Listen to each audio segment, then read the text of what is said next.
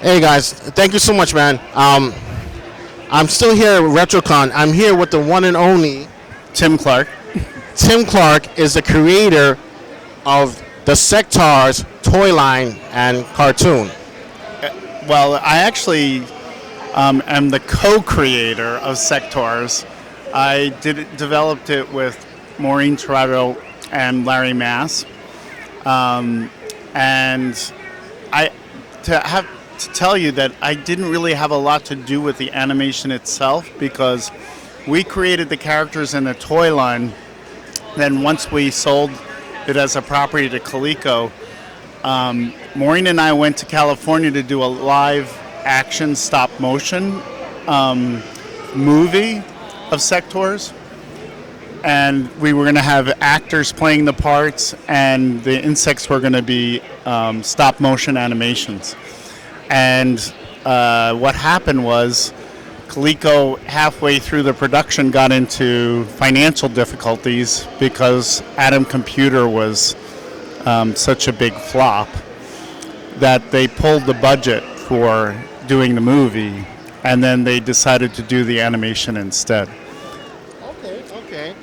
He is the co-creator of the Sectars, but before we get to the juicy stuff, we have to get through the easy stuff. So I noticed that you have done some artwork for the Dark Crystal as well as Fraggle. Please explain to us. Please tell us about your experience on working on those properties for the Henson household. Yes. Well, I started working for Jim at the very beginning of the production of Dark Crystal, and I ended up sculpting and building all of the mystics. I did a lot of the pod people slaves. I worked on the crystal bats. I did the mechanism for the land strider's stinger that came out of his head. And I also designed with Sherry Amott the big orange creatures that rolled around on the set, in one section of the movie. So there were several things that I did on the movie besides mystics. But more than several things, you did a lot, man. That's amazing right there. Yeah. That's really amazing. Wow. So when I watched the behind the scenes featurette, you're there, right? I assume. I haven't seen it in a long time, but I think I am in there, but at that time I had a full beard and long hair, so people may not recognize me. I may not even recognize myself. Totally understandable. So you also worked on Fraggle Rock. Please tell us, the audience, about your experience being part of that production. Okay. Well, after Dark Crystal was finished, a lot of the people from the London shop who had come from the U.S. originally went back to the New York Muppet Workshop, and the first thing I was assigned to do for Fraggle Rock was build Uncle Traveling Matt. And then Jane Gutnick and I did, I think it was about 60 singing Fraggles that were all radio controlled that were in the background. And the radio control mechanism was designed by Franz Fozzikas, who everybody called Foz. And then we had to very carefully balance the heads on the radio controlled mechanism because they were very sensitive to weight distribution. And so if we put the eyes too far back on the head, the mouth would open and then not close. If we put the eyes too forward on the head, then it would shut and not open. So it was very labor intensive and took a lot of time and patience to get them to work. In other words, it was a labor of love. That's amazing, man. It was indeed.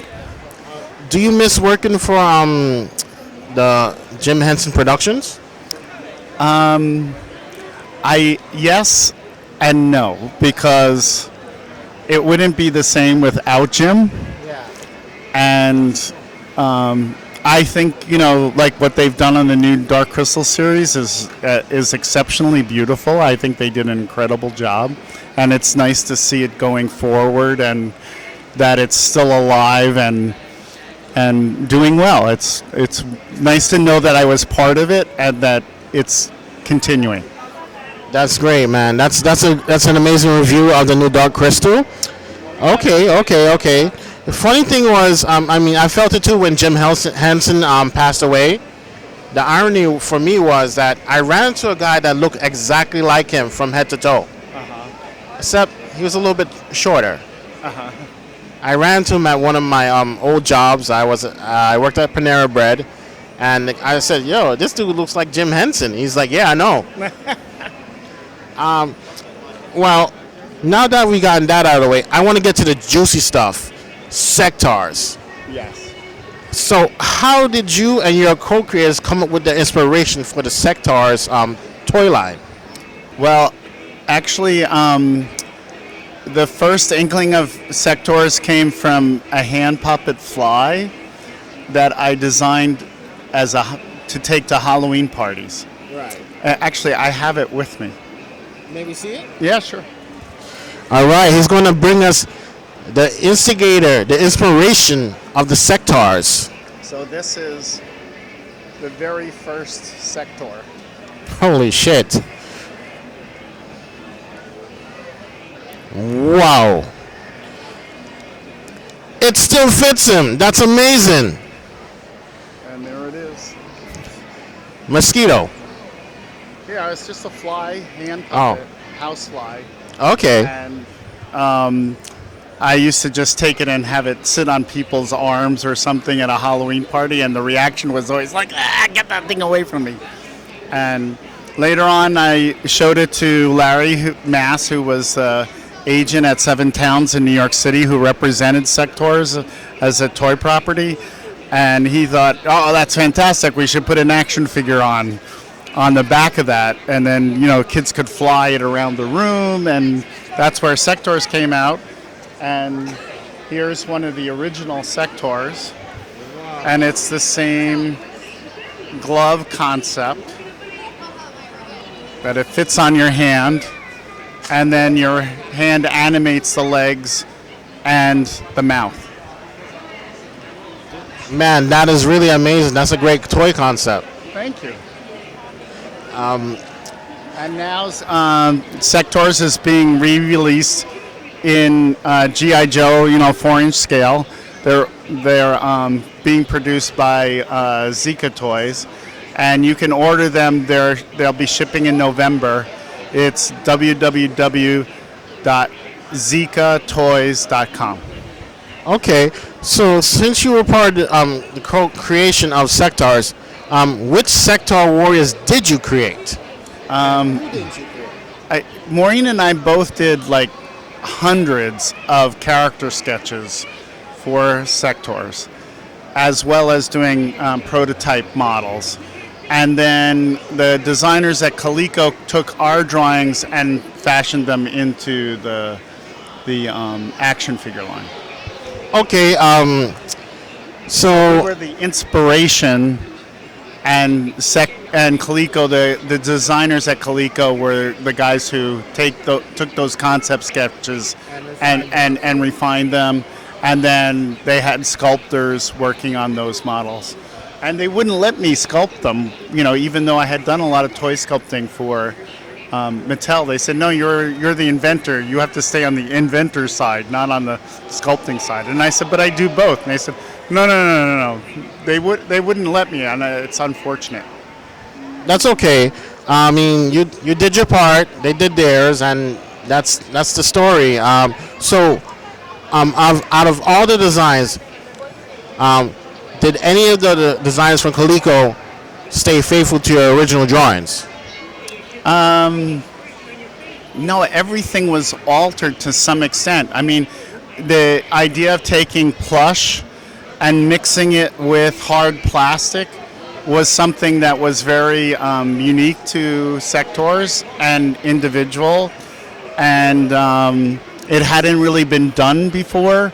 There wasn't really a mixture of using fur fabric with hard plastic before Sectors. So there was a lot of innovation, the way the wings operated and the plastic that they were made out of, that it had that reflective surface and the color change from red to green, which I'm still trying to find a way of reproducing that. There were a lot of little unique things, and also the way they were sculpted and how they were positioned. Okay. If there's one thing with sectors that you would like to see change, what would it be? Well, our original sketches were much more naturalistic, and I think, if anything, when we maybe do the new series, I would like to return to that they have more texture and that they look more closely to the insects that made them. It's like dragonfly. It was originally supposed to look more like a dragonfly. Right. So it'll be interesting. We're working on a new comic book series. Maureen's been writing it, and are you going to illustrate it? I will do concept sketches, but I don't do finished cartoon artwork. Oh, man. No, because my skill is more in dimension. You can see from the Boglins. All of these new Boglins are sculpted by me, and the mechanics for the eyes are designed by me. And I'm much more of a dimensional person than I am a two-dimensional person. I have something to tell you. Not a soul in the comic books industry has ever read a comic book drawn by a sculptor. So if you do this, you'll be the first one again. Maybe. I don't know. We'll see. I'm not going to say no, but it's not my forte. I know it's not your forte, but you are a very intelligent man. I have a feeling you'll pick it up quickly. Yeah, if I put my mind to it, I could, yes. We know you're going to put your mind to it, right. And we know you're going to make it happen. Okay. Just don't keep us in suspense. Okay. I'll do my best. Thank you. Hopefully we will have a comic book made by him, or at least have him draw the cover art. Not just do the concept art, the cover art.